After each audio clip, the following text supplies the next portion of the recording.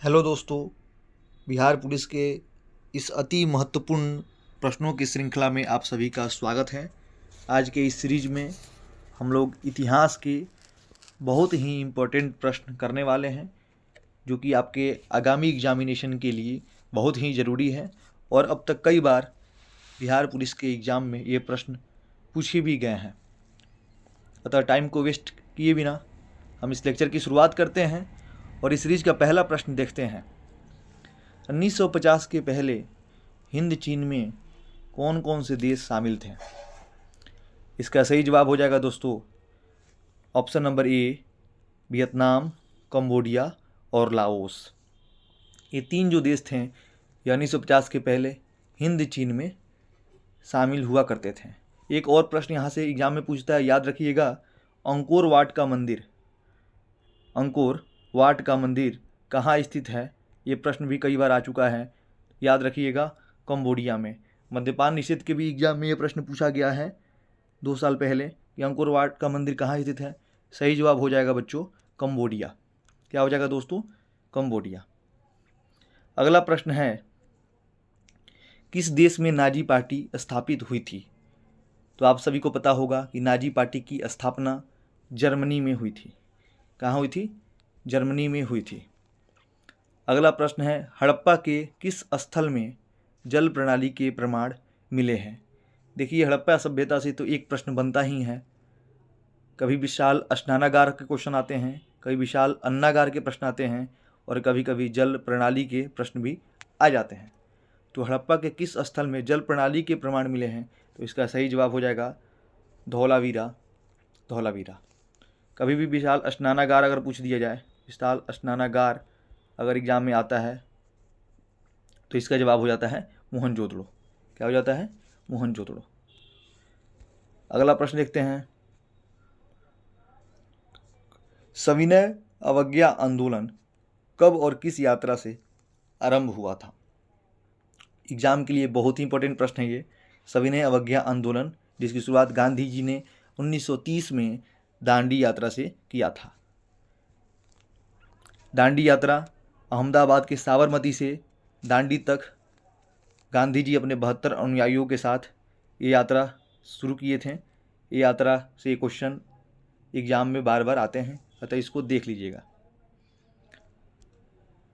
अगला प्रश्न है दोस्तों, मुगल काल में उत्तर पश्चिम भारत का एक महत्वपूर्ण हस्तशिल्प उत्पादन केंद्र था। मतलब कि कौन ऐसा जगह था मुगल काल में जो कि हस्तशिल्प उत्पादन के लिए बहुत ही महत्वपूर्ण था? तो याद रखिएगा, लाहौर जो कि इस समय पाकिस्तान में है। और लाहौर जो है, ये क्वेश्चन पूछता है किस नदी के किनारे बसा है? तो लाहौर रावी नदी के किनारे बसा है। पंजाब सतलज नदी के किनारे बसा है। पंजाब इस समय भारत का हिस्सा है, लेकिन लाहौर पाकिस्तान का हिस्सा है। हड़प्पा के लोग, अगला प्रश्न देखिएगा, हड़प्पा के लोग किस धातु का उपयोग नहीं जानते थे? तो हड़प्पा के लोग, ये कई बार पूछा गया है, हड़प्पा के लोग लोहा का उपयोग नहीं जानते थे। कांसा का उपयोग तो वो लोग जानते थे। शुरुआत में वो लोग कांसा का ही उपयोग किए थे। तो हड़प्पा के लोग लोहा के उपयोग नहीं जानते थे। नेक्स्ट प्रश्न देखते हैं, 1861 के भारतीय परिषद अधिनियम के समय वायसराय कौन थे? देखिए, यहाँ पर मैं आपको 2 प्रश्न का जिक्र करूँगा। एक पूछेगा 1857 की क्रांति के समय वायसराय कौन थे, और एक पूछेगा 1861 के भारतीय परिषद अधिनियम के समय वायसराय कौन थे। तो याद रखिएगा दोस्तों, इसका सही जवाब हो जाएगा लॉर्ड कैनिंग। क्या हो जाएगा? Lord Canning. नेक्स्ट, जायसी द्वारा रचित महाकाव्य है। जायसी का पूरा नाम था मालिक मोहम्मद जायसी। मालिक मोहम्मद जायसी। इनके द्वारा कौन सी रचना की गई थी? तो इनके द्वारा की गई थी पद्मावत। पद्मावत की रचना इनके द्वारा की गई थी, मालिक मोहम्मद जायसी के द्वारा।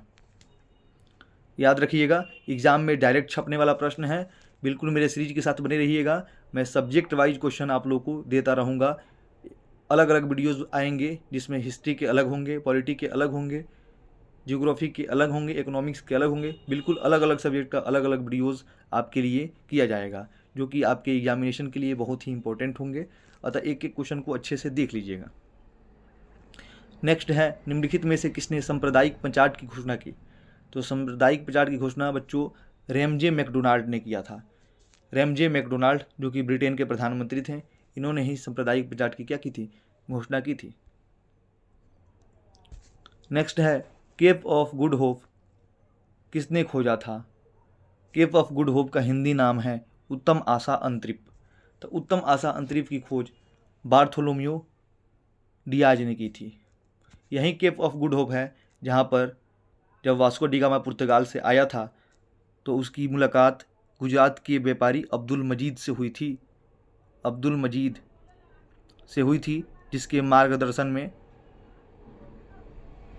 वास्को डी गामा केरल के कालीकट पहुंचा था। ठीक है, तो इसकी मुलाकात कहाँ हुई थी? उत्तम आशा अंतरिप पे ही हुई थी। इसकी खोज किसने की थी? बार्थोलोम्यू डियाज ने 1488 में। कब की थी? 1488 में। अगला है, कुतुबुद्दीन ऐबक ने किसे बंगाल का गवर्नर नियुक्त किया था? कुतुबुद्दीन ऐबक गुलाम वंश का शासक था। उसने अपना गवर्नर किसे नियुक्त किया था? अली मर्दान को। किसे? अली मर्दान को। नेक्स्ट प्रश्न है, निम्नलिखित में से किस स्थान का पुनः नामकरण अलाउद्दीन खिलजी द्वारा खिजराबाद कर दिया गया? तो इसका सही जवाब हो जाएगा चित्तौड़। क्या हो जाएगा बच्चों? चित्तौड़। नेक्स्ट प्रश्न है, आयुर्वेद के महान विद्वान चरक किसके शासनकाल से संबंधित थे?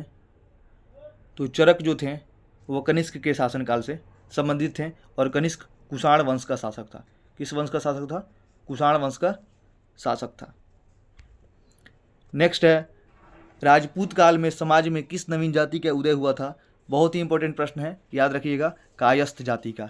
किस जाति का? कायस्थ जाति का हुआ था। आज के वीडियो में बस इतना ही, फिर हम मिलते हैं अगले वीडियो में। मेरे वीडियोस भले ही छोटे होंगे लेकिन उसमें क्वेश्चन बहुत ही इंपॉर्टेंट होंगे। ठीक है, अच्छा लगे तो लाइक शेयर और सब्सक्राइब कीजिएगा। Thank you.